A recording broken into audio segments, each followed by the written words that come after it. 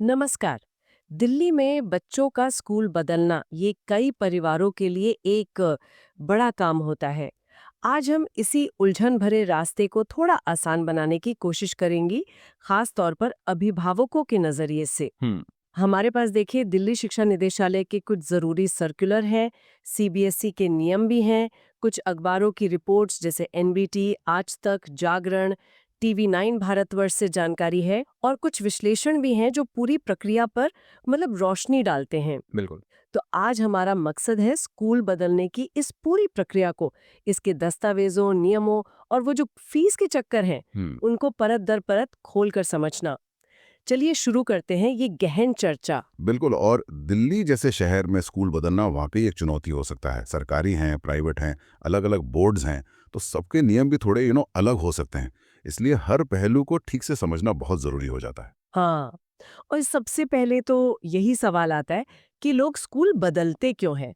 हमने जो स्रोत देखे जैसे आज तक की रिपोर्ट है, उसमें आम वजहें बताई गई हैं, जैसे घर बदलना या पेरेंट्स का ट्रांसफर हो जाना या शायद मौजूदा स्कूल से बेहतर शिक्षा की तलाश में। हुँ, कभी-कभी स्कूल में अपनी पसंद की स्ट्रीम जैसे साइंस या कॉमर्स न मिलना भी एक कारण होता है। हाँ और ये बात भी इंटरेस्टिंग है कि स्कूल बदलने का कारण जो है, वो अक्सर तय करता है कि आपको कौन से ख़ास दस्तावेज़ चाहिए होंगे।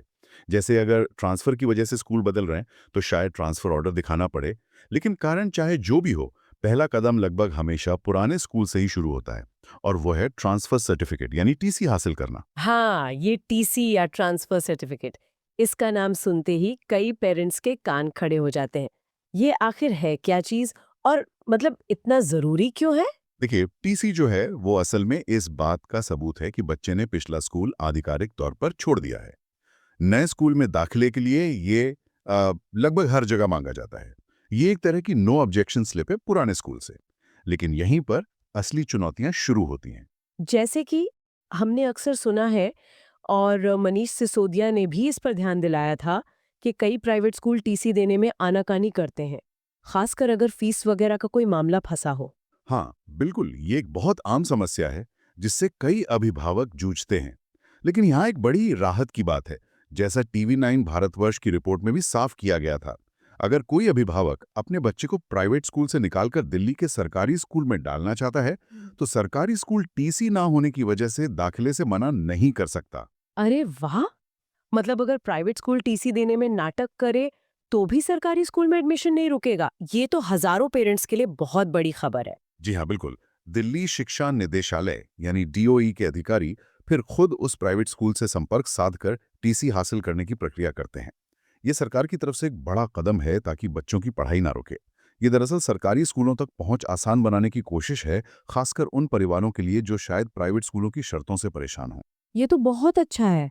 लेकिन एक और स्थिति है, अगर कोई परिवार दूसरे राज्य से दिल्ली आ रहा है या मान लीजिए किसी स्टेट बोर्ड के स्कूल से बच्चे को सीबीएसई स्कूल में डालना है, तब टीसी का क्या होता है? यहीं पर एक और शब्द सामने आता है, काउंटर सिग्नेचर या प्रति हस्ताक्षर। सीबीएसई के नियमों और जागरण की रिपोर्ट के मुताबिक अगर बच्चा किसी ऐसे स्कूल से आ रहा है जो सीबीएसई से मान्यता प्राप्त नहीं है, मतलब जैसे कोई स्टेट बोर्ड स्कूल, और उसे सीबीएसई स्कूल में दाखिला लेना है, तो उसकी टीसी पर पिछले राज्य या जिले के शिक्षा अधिकारी, आमतौर पर डिस्ट्रिक्ट एजुकेशन ऑफिसर यानी डीईओ के काउंटर सिग्नेचर मतलब प्रति हस्ताक्षर होने जरूरी हैं। अच्छा, काउंटर सिग्नेचर यानी सिर्फ स्कूल के प्रिंसिपल की दस्तखत काफी नहीं है। नहीं, इंटरस्टेट या इंटरबोर्ड ट्रांसफर में अक्सर ये अतिरिक्त सत्यापन जरूरी होता है। और यहाँ एक और पेज है जिस पर जागरण की रिपोर्ट ने भी इशारा किया था। कुछ राज्यों में शायद ब्लॉक एजुकेशन ऑफिसर बीईओ के हस्ताक्षर मान्य हों, लेकिन सीबीएसई अक्सर डीईओ के हस्ताक्षर मांगता है। तो अभिभावक को यह पक्का करना होगा कि हस्ताक्षर सीबीएसई के मान्य अधिकारी के हों, वरना आवेदन अटक सकता है। इसका मतलब है कि स्टेट बोर्ड से आने वालों को थोड़ी ज्यादा भागदौड़ करनी पड़ सकती है। समझ गई। हालांकि अगर बच्चा एक सीबीएसई स्कूल से दूसरे सीबीएसई स्कूल में जा रहा है, चाहे वो देश में कहीं भी हो, तब काउंटर सिग्नेचर सीबीएसई के अपने क्षेत्रीय अधिकारी या मुख्यालय के अधिकारी करते हैं। और एक खास बात, सीबीएसई सर्कुलर के अनुसार केंद्रीय विद्यालय यानी केवीएस या नवोदय विद्यालय एनवीएस से मिली टीसी पर जिला या राज्य शिक्षा अधिकारी की काउंटर सिग्नेचर की जरूरत नहीं होती। उनके अपने सिस्टम के अधिकारी के हस्ताक्षर ही काफी होते हैं। समझ गई। तो टीसी सबसे अहम दस्तावेज है और उसके काउंटर सिग्नेचर्स का ध्यान रखना होगा। खासकर जब बोर्ड या राज्य बदल रहा हो। लेकिन ये इकलौता तो नहीं होगा।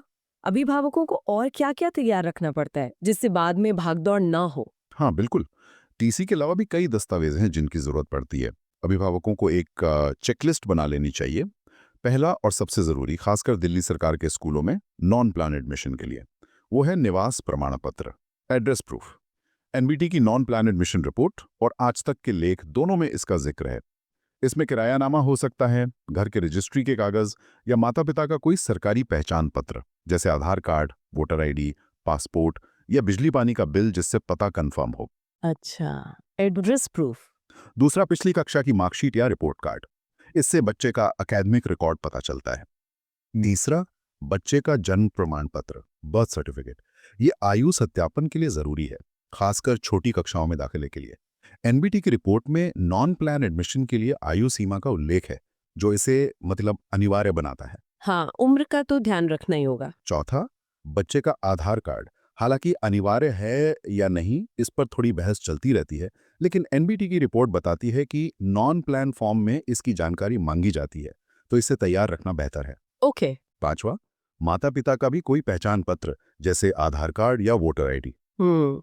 छठा, बच्चे की हाल की पासपोर्ट साइज फोटो, ये तो लगभग हर फॉर्म में लगती है। सही है। और आखिरी में, जैसा आज तक की रिपोर्ट में भी था, स्कूल बदलने के कारण से जुड़े खास दस्तावेज, जैसे अगर माता पिता का ट्रांसफर हुआ है तो ट्रांसफर ऑर्डर की कॉपी, अगर कोई मेडिकल वजह है तो डॉक्टर का सर्टिफिकेट, या अगर बच्चे का भाई या बहन पहले से उस स्कूल में पढ़ रहा है जिसमें दाखिला चाहते हैं, तो उसका प्रमाण, जैसे उसकी आईडी कार्ड की कॉपी वगैरह। काफी लंबी लिस्ट है ये तो। लेकिन पहले से पता हो तो तैयारी करने में आसानी रहती है। चलिए अब जरा प्रक्रिया पर आते हैं। दिल्ली में इतने अलग-अलग तरह के स्कूल हैं, सरकारी, प्राइवेट, सीबीएसई, शायद कुछ और बोर्ड भी। तो ये ट्रांसफर होता कैसे है? क्या सबकी प्रक्रिया एक जैसी है? नहीं, प्रक्रिया इस बात पर निर्भर करती है कि बच्चा कहाँ से कहाँ जा रहा है। डॉक्टर अजय झा और टेक आशीष के यूट्यूब चैनलों पर जो जानकारी मिली, उसके आधार पर अगर हम दिल्ली के सरकारी स्कूलों के बीच ट्रांसफर की बात करें, तो इसके भी कई पहलू हैं। अच्छा। अगर दाखिला इसी साल हुआ है, नर्सरी से 9वीं या 11वीं में, हम्म। तो ट्रांसफर थोड़ा मुश्किल है। स्कूल हेड एचओएस सीधे मंजूरी नहीं दे सकते। हम्म। आवेदन एचओएस के जरिए जोनल समिति, फिर डीडी जोन और डीडी डिस्ट्रिक्ट तक जाता है।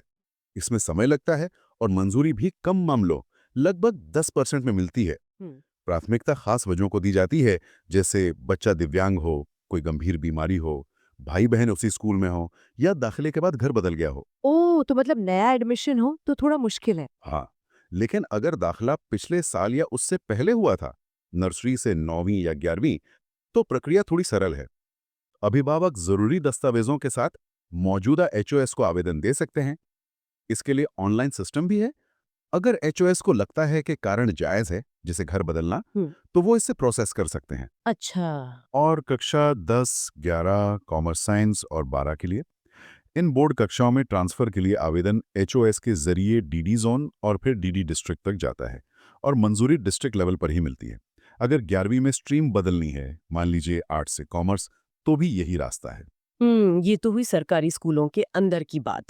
लेकिन वो स्थिति ज्यादा आम होगी जहां कोई प्राइवेट स्कूल से या किसी दूसरे राज्य से दिल्ली के सरकारी स्कूल में आना चाहता है, खासकर कक्षा 6 से 9 में, जिसे नॉन प्लान एडमिशन कहते हैं शायद। हाँ बिल्कुल, उसे नॉन प्लान एडमिशन कहते हैं। एनबीटी की रिपोर्ट में इसके बारे में विस्तार से बताया गया है।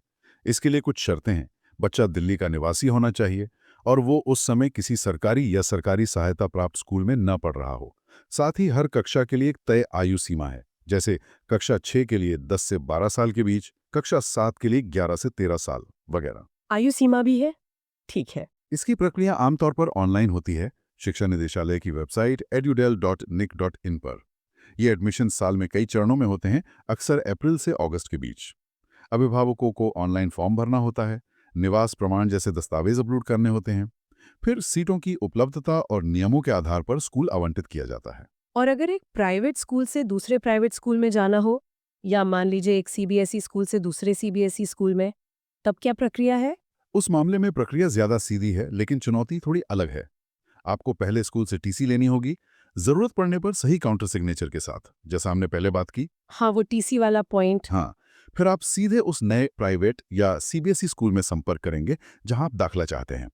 आपको उनके अपने एडमिशन फॉर्म, उनकी अपनी समय सीमा और उनके नियमों का पालन करना होगा। यहाँ सबसे बड़ी चुनौती होती है सीटों की उपलब्धता। प्राइवेट स्कूल अपनी मर्जी से सीटें देते हैं और मिड सेशन में अक्सर सीटें भरी होती हैं। आपने मिड सेशन की बात की। क्या साल के बीच में यानी सत्र के बीच में स्कूल बदलना संभव है? और ये सीटों का गणित कैसे काम करता है? क्या स्कूल बताने को तैयार होते हैं कि सीट खाली है या नहीं? देखिए, सैद्धांतिक रूप से मीडिया ट्रांसफर संभव है, लेकिन ये पूरी तरह नए स्कूल में सीट खाली होने पर निर्भर करता है। सरकारी स्कूलों में नॉन प्लान एडमिशन के तो तय राउंड होते हैं, लेकिन अगर एक सरकारी स्कूल से दूसरे में जाना है, मतलब सिस्टम के अंदर, तो डॉक्टर अजय झा के अनुसार जोनल या डिस्ट्रिक्ट कमिटी मजबूत कारण जैसे गंभीर बीमारी, घर का पता बदलना और सीट की उपलब्धता देखकर मंजूरी दे सकती है। अच्छा, मतलब खास वजह होनी चाहिए। हाँ, प्राइवेट स्कूलों का मामला पूरी तरह उनके हाथ में होता है। वो चाहें तो मिड सेशन में दाखिला दे सकते हैं अगर सीट खाली हो और बच्चा उनके मानकों पर खरा उतरे। लेकिन अक्सर वो आनाकानी करते हैं या प्रक्रिया जटिल बना देते हैं। और ये पता करना कि सीट खाली है या नहीं, ये भी अपने आप में एक काम हो सकता है। यानी मिड सेशन ट्रांसफर में थोड़ी ज्यादा मशक्कत और अनिश्चितता है। अच्छा, अब आते हैं उस मुद्दे पर जो शायद सबसे ज्यादा तनाव देता है, फीस। मान लीजिए एक स्कूल में मोटी फीस भर दी, एडमिशन हो गया और फिर 1 डेढ़ महीने में स्कूल बदलना पड़ गया। तो क्या भरी हुई फीस वापस मिलेगी?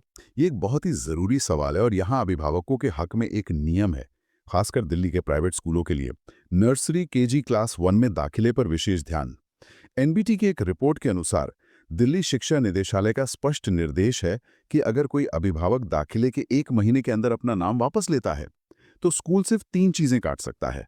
रजिस्ट्रेशन फीस, जो फॉर्म के साथ ली जाती है, हाँ।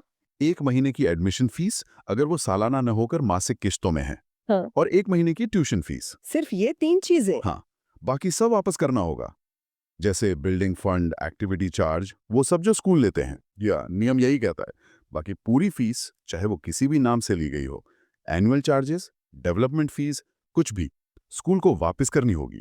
और ये रिफंड अभिभावक के लिखित अनुरोध के 30 दिनों के अंदर देना अनिवार्य है।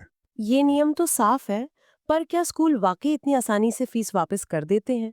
सुनने में तो अक्सर परेशानियां आती हैं। एनबीटी की रिपोर्ट में भी शायद कुछ पेरेंट्स ने ये बताया था। बिल्कुल सही कहा आपने।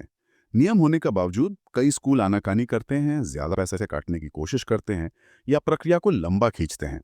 इसीलिए ये नियम जानना अभिभावकों के लिए बेहद जरूरी है, ताकि वो अपने हक के लिए आवाज उठा सकें। अगर स्कूल नियम नहीं मानता है, तो अभिभावक शिक्षा निदेशालय के पास शिकायत दर्ज करा सकते हैं। ये जानकारी तो बहुत काम की है। अच्छा, सरकारी स्कूलों के बीच ट्रांसफर में शायद फीस का इतना बड़ा मुद्दा नहीं होता होगा, क्योंकि फीस काफी कम होती है। हाँ, आमतौर पर वहाँ ये बड़ी समस्या नहीं है। सरकारी स्कूलों में फीस नाम मात्र की होती है, तो ट्रांसफर होने पर मुख्य रूप से नए स्कूल के छोटे-मोटे शुल्क ही देने होते हैं। प्राइवेट स्कूलों में क्योंकि फीस हजारों में होती है, इसलिए रिफंड का नियम बहुत मायने रखता है। कोई हाल के बड़े बदलाव या अपडेट्स हैं जिनके बारे में जानना जरूरी है? जैसे 2024-25 सत्र के लिए कुछ नया? हाँ, 2-3 मुख्य बातें हैं। एक तो नई शिक्षा नीति एनएपी 2020 के तहत उम्र को लेकर मानकीकरण। एनबीटी की रिपोर्ट बताती है कि दिल्ली में अब कक्षा 1 में दाखिले के लिए बच्चे की उम्र 31 मार्च तक कम से कम 6 साल पूरी होनी चाहिए, मतलब 6+। हाँ, 6+ वाला नियम। जी, इसी तरह नर्सरी के लिए 3+, केजी के लिए 4+ और यूकेजी या प्री प्राइमरी के लिए 5+ की उम्र सीमा तय की गई है। ये नियम वैसे तो 2026-27 से पूरी तरह लागू होगा, लेकिन स्कूल इसे धीरे धीरे अपना रहे हैं। इस पर अभिभावक अपने सुझाव 10 जुलाई 2025 तक भेज सकते हैं। अच्छा, फीडबैक का भी ऑप्शन है? हाँ, दूसरी अहम बात जिसका हमने पहले भी जिक्र किया, वो है प्राइवेट स्कूल से टीसी ना मिलने पर भी सरकारी स्कूल में दाखिला सुनिश्चित करने का सरकार का फैसला। ये उन अभिभावकों के लिए बड़ी राहत है जो फीस या अन्य वजहों से स्कूल बदलना चाहते हैं। बिल्कुल। और तीसरी बात, नॉन प्लान एडमिशन की तारीखें और प्रक्रिया हर साल घोषित होती हैं, तो जो अभिभावक सरकारी स्कूल में दाखिला देख रहे हैं, उन्हें शिक्षा निदेशालय की वेबसाइट पर नजर रखनी चाहिए। ये सारी जानकारी और नियम कानून, आधिकारिक सर्कुलर या फॉर्म्स कहाँ मिल सकते हैं? कोई भरोसेमंद जगह बता सकते हैं? सबसे मुख्य स्रोत है दिल्ली शिक्षा निदेशालय की आधिकारिक वेबसाइट edudel.nic.in। यहाँ पब्लिक नोटिसेज या सर्कुलर्स सेक्शन में ताज़ा आदेश मिल जाते हैं। एडमिशन से जुड़े नियम एडमिशंस टैब के अंदर प्लान या नॉन प्लान सेक्शन में होते हैं। edudel.nic.in। ठीक है। सीबीएसई से जुड़े नियमों के लिए सीबीएसई की वेबसाइट cbsc.gov.in देखनी चाहिए। और जैसा मैंने बताया, कक्षा 1 के आयु नियम पर फीडबैक देने के लिए ईमेल आईडी है schoolbranchnep@gmail.com, जिसकी आखिरी तारीख 10 जुलाई 2025 है। ये एनडीटीवी की रिपोर्ट में दी गई थी। बहुत खूब। तो अगर हम आज की पूरी चर्चा को समेटें, तो दिल्ली में स्कूल बदलने में टीसी सबसे बड़ा खिलाड़ी है, खासकर अगर काउंटर सिग्नेचर की जरूरत हो। इसके अलावा सही दस्तावेज जैसे निवास प्रमाण, जन्म प्रमाण पत्र, पिछली मार्कशीट, ये सब तैयार रखना बहुत जरूरी है। फीस रिफंड के नियम, खासकर प्राइवेट स्कूलों के लिए, जानना आपका हक है, भले ही स्कूल आनाकानी करे। और राहत की बात यह है कि प्राइवेट स्कूल से सरकारी स्कूल जाते समय टीसी की अड़चन को सरकार ने दूर कर दिया है। बिल्कुल सही। मेरी आखिरी सलाह यही होगी कि आप जिस भी स्कूल में दाखिला लेना चाहते हैं, एक बार सीधे उस स्कूल से भी उनकी प्रक्रिया और जरूरी दस्तावेजों की लिस्ट जरूर पता कर लें। कभी-कभी स्कूल के अपने कुछ अतिरिक्त नियम या प्राथमिकताएं हो सकती हैं। हाँ, ये जरूरी है। और सारे दस्तावेज पहले से जुटाकर फाइल बना लेने से ऐन मौके पर होने वाली घबराहट और भागदौड़ से बचा जा सकता है। तैयारी ही सफलता की कुंजी है, यहाँ भी। और जाते जाते एक सवाल सोचने के लिए छोड़ जाते हैं।